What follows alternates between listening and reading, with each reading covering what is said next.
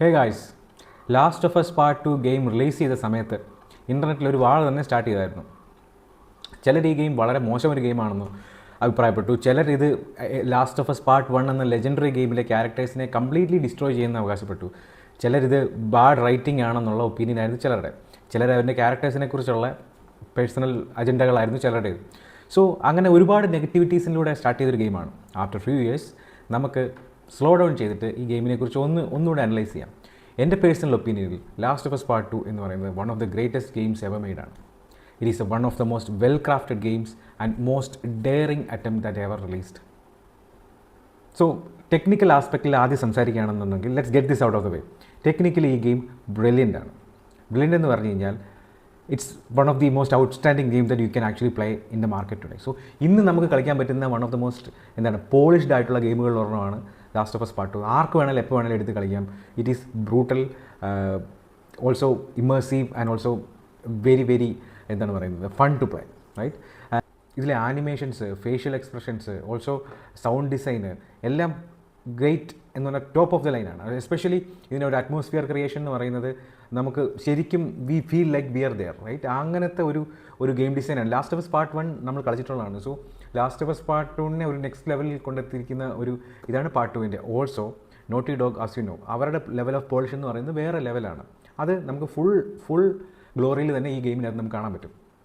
Again ഈ വീഡിയോയുടെ കോണ്ടെക്സ്റ്റിൽ പറയുകയാണെങ്കിൽ none of these points were criticised by anyone. So ഈ പോയിന്റുകളൊന്നും ആരും തന്നെ ക്രിട്ടിസൈസ് ചെയ്തിട്ടില്ല. സോ അതല്ല നമ്മുടെ ഇവിടുത്തെ വിഷയം. So let's move on to next. വെറുതെ ജോയലിൻ്റെ എല്ലിയുടെ സ്റ്റോറി അവർക്ക് കണ്ടിന്യൂ ചെയ്ത് വേറൊരു കോൺഫ്ലിക്റ്റ് കൊണ്ടുവന്ന് ഒരു വില്ലനെ കൊണ്ടുവന്ന് അവർക്ക് ഇത് കണ്ടിന്യൂ ചെയ്യാം.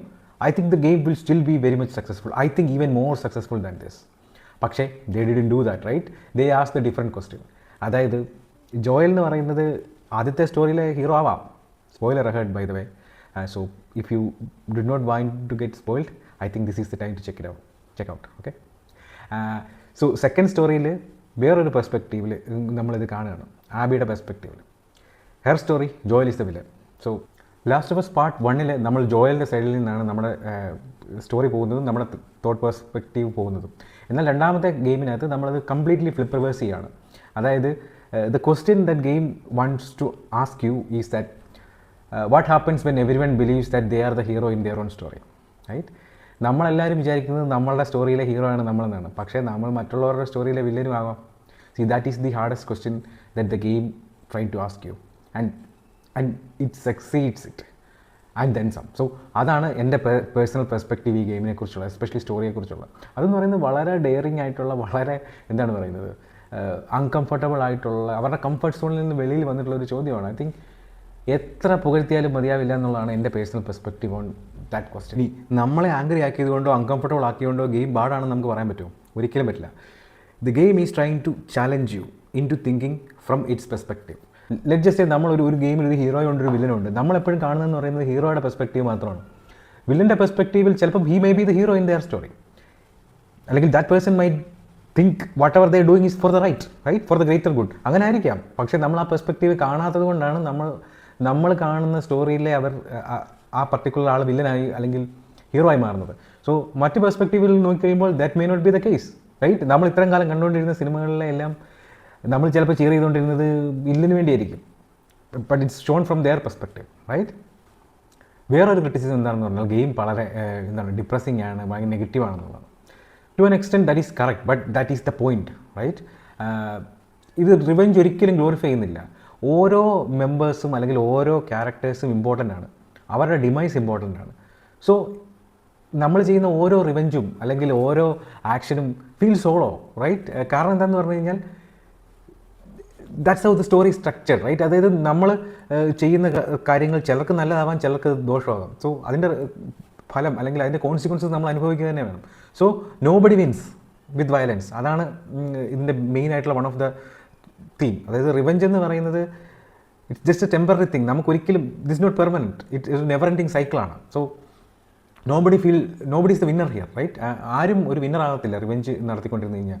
അങ്ങോട്ടും ഇങ്ങോട്ടും എല്ലാം ഉപദ്രവിക്കാമെന്നല്ലാതെ nothing's going to happen. So അങ്ങനത്തെ വളരെ മച്യൂർ ആയിട്ടുള്ള ഒരു പെർസ്പെക്റ്റീവ് അല്ലെ വിഷൻ നമ്മുടെ ഫ്രണ്ടിലേക്ക് കൊണ്ടുവരാനായിട്ട് ഈ നോട്ടി ഡോഗിന് സാധിച്ചു. ഇത് വളരെ മച്യൂർ ആയിട്ടുള്ള ഒരു സ്റ്റോറി ടെല്ലിംഗ് ആയിട്ടാണ് എനിക്ക് തോന്നുന്നത്. മാത്രമല്ല അത് ചെയ്യണമെന്നുണ്ടെങ്കിൽ അവർക്ക് നോട്ട് ജസ്റ്റ് ഒരു മിയർ സാധാരണ ഗെയിം ക്രിയേറ്റ് ചെയ്യാതെ ഒരു ആർട്ടിസ്റ്റിക് വിഷൻ അവർക്കുള്ളത് കൊണ്ട് മാത്രമാണ് അവർക്കത് ചെയ്യാൻ പറ്റിയത്. സോ അതൊരു നോർമൽ ഗെയിമുകളെ അപേക്ഷിച്ച് ഇതിനെ ഒരു പടി മുകളിലേക്ക് കൊണ്ടെത്തി എന്നുള്ളതാണ് എൻ്റെ. എന്താണ് ഒരു പ്രശ്നം പറ്റിയത് ഗെയിമിനെന്ന് പറഞ്ഞു കഴിഞ്ഞാൽ അതായത് എക്സ്പെക്റ്റേഷൻ തന്നെയാണ്. സോ മോസ്റ്റ് ഓഫ് ദ എന്താണ് പറയുന്നത് ഗെയിമിൻ്റെ ഹാർഡ് കോർ ഫാൻസ് എക്സ്പെക്ട് ചെയ്തതെന്ന് പറയുന്നത് ലാസ്റ്റ് ഓഫ് അസ് പാർട്ട് 1 പോലെയുള്ള എക്സാക്ട് സെയിം സ്റ്റോറിയിലുള്ള ഒരു ഗെയിം ആണ് എക്സ്പെക്ട് ചെയ്തത്.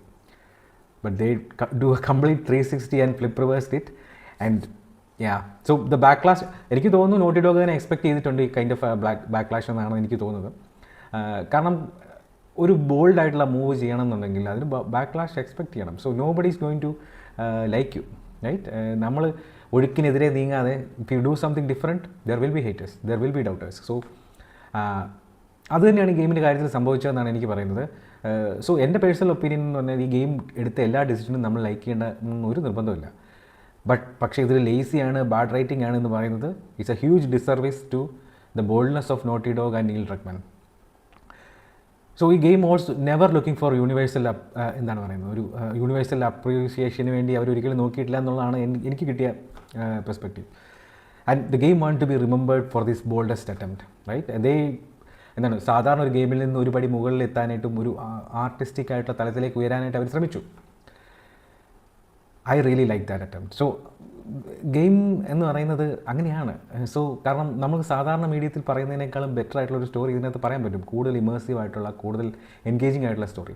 അത് ശരിക്കും മേക്ക് യൂസ് ഓഫ് ചെയ്യണം. അത് മേക്ക് യൂസ് ഓഫ് ചെയ്യുന്നവരെ നമ്മൾ അപ്രീഷിയേറ്റും ചെയ്യണം.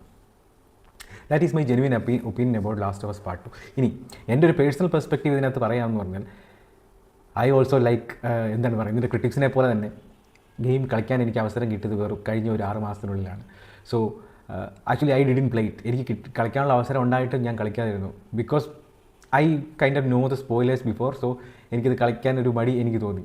പക്ഷേ having said that last of us part 1 ആദ്യം കളിച്ചപ്പോൾ എനിക്ക് ചെറിയൊരു അൺകംഫർട്ടബിൾ ഫീലിംഗ് ഉണ്ടായിരുന്നു.